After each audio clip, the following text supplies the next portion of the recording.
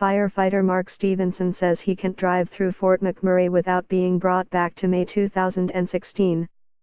That's when, in the thick of battling a ferocious wildfire that destroyed 10% of the northern Alberta city, he paused from his work to film his family's home engulfed in flames. Every turn of a corner on the street here is a memory back to that day, he says more than 1.5 years later. Read more. Final Fort McMurray wildfire report indicates misunderstanding over seriousness of threat. Stevenson had hoped that by this Christmas, he, his wife and their 2 young children would be settled into the house they're rebuilding. But a recent cold snap slowed construction and it's going to be another 2 or 3 months. He sometimes finds himself reaching for a memento, a teddy bear from childhood, a bodybuilding trophy that no longer exists. He says he's generally okay, but there are some tough days on the job.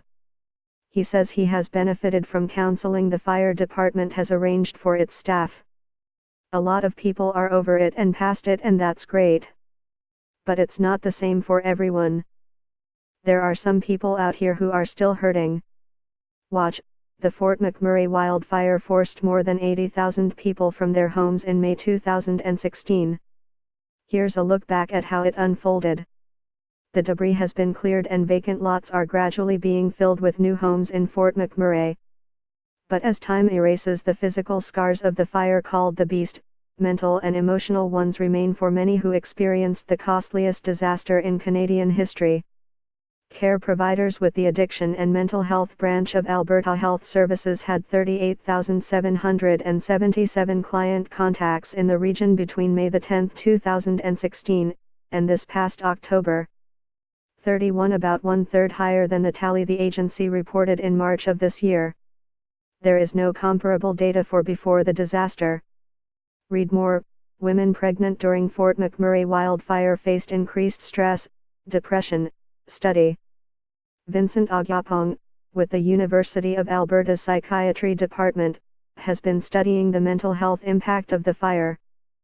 Of 486 adults surveyed in November 2016, the rate of probable post-traumatic stress disorder was 12.8%. It would have been less than 1% under normal circumstances, Agyapong said. Rates of probable depression and anxiety were also high. Police officers direct traffic under a cloud of smoke from a wildfire in Fort McMurray, Alberta, on Friday, May 6, 2016. The photo earned photographer Jason Franson a nomination in the News Feature Photo category for the National Newspaper Awards. The Canadian Press/Jason Franson. Agyapong says city residents suffering from PTSD may have nightmares or become anxious at the sound of sirens. Some deliberately avoid going to places that remind them of the devastating impact, he says.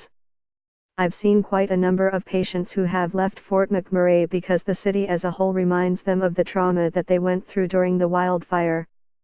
Agyapong says he gets more referrals now, when he spends 1 week a month in Fort McMurray, than he did when he was working in the city full-time before the fire. Read more. PTSD, suicide and first responders, a lot of talk, and not much progress.